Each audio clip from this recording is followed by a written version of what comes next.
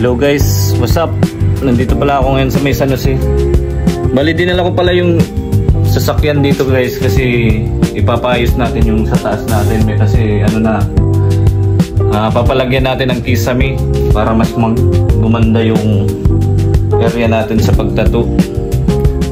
Bali guys, papalitan natin tong yung sa taas natin sa may bubong dito sa may kisame.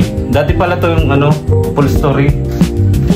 Pinatanggal ko na kasi medyo lumada din. And dito yung mga nakalagay dito yung ano ba yun? Aircon. Pinatanggal ko na kasi sira na rin yung compressor kaya pinatanggal ko na din. And para din sa para lumawak rin yung area natin para mas maayos na tignan. Bali nga dito papalitan na rin to kasi masyado ng kalawang na. Dati na pala itong pinaiber kaso medyo ampaw yung pakagawa ng unang gumawa kaya nagsuggest yung gumagawa nito na palitan na lang daw ng bago ng tawag doon yung plain sheet. Yan binili ko kanina na plain sheet para mas maganda yung natin sa taas kahit na lagyan ng kisame hindi na tutulo. Dito pala guys maglalagay tayo ng partition kasi para din may privacy din sa tattoo.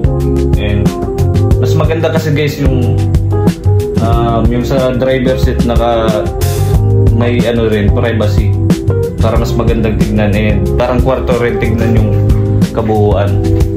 And dito pala lalagay natin yung sa part na to yung TV lalagay natin dito. Bali bibili tayo ng malaking TV para mas maganda and mas relax yung magpapatato. Siguro mga 34 inches lalagay ko dito. Pipix natin yung TV.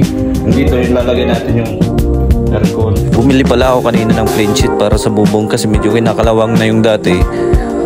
Kailangan na talagang palitan ng bago. And dito pala guys sa part na to maglalagay tayo ng maliit na lababo para mahugasan natin yung mga needle natin and maayos nating malinisan yung mga dapat linisan. And kung kakain din tayo at least mahugasan natin ng maayos yung mga pinggan natin.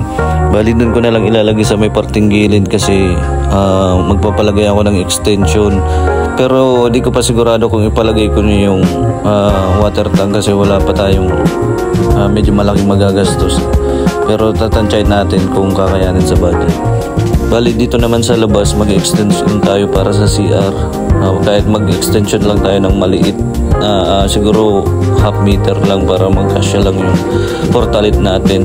And para mapaliguan na rin kasi mahirap makahanap ng paliguan lalo na pag dumadayo. And para din sa komportable na CR para sa babae kasi mahirap yung dumayo ka na walang makitang CR.